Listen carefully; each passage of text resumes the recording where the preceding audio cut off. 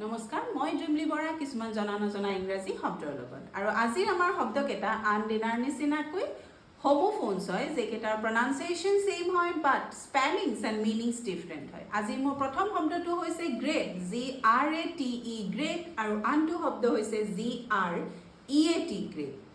ঠিক তেনেদৰে আপোনালোকে যেনেকৈ শুনিছে প্ৰনাউন্সিয়েশ্যন সেম মিনিংছ ডিফাৰেণ্ট প্ৰথমটো হৈছে GRATE গ্ৰেট যিটো শব্দৰ অসমীয়া অৰ্থ হৈছে যিকোনো খাদ্য বস্তু যেতিয়া আমি সৰু সৰুকৈ টুকুৰা টুকুৰ কৰোঁ সেইটো কোৱা হয় গ্ৰেট GRATE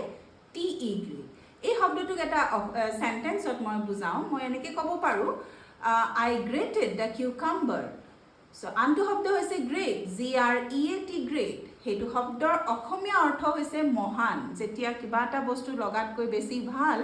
সেইটো কোৱা হয় গ্ৰেট আৰু সেই শব্দটোক মই এটা ইংৰাজী সেন্টেন্সত মই এনেকৈ ক'ব পাৰোঁ হি হেজ আ গ্ৰেট পাৰ্চনেলিটি তো আশা কৰোঁ আপোনালোকে এই শব্দ দুটা বুজি পালে প্ৰথমটো GRATE যিটো শব্দৰ অসমীয়া অৰ্থ হৈছে যিকোনো খাদ্য বস্তু টুকুৰা টুকুৰ কৰা সৰু সৰুকৈ আনটো শব্দ GREAT যিটো শব্দৰ অসমীয়া অৰ্থ হৈছে মহান আৰু এনেকুৱা ধৰণৰ আন বহুতো শব্দৰ মিনিং জানিবলৈ বা সেই শব্দটোৰ বিষয়ে জানিবলৈ please share follow and subscribe thank U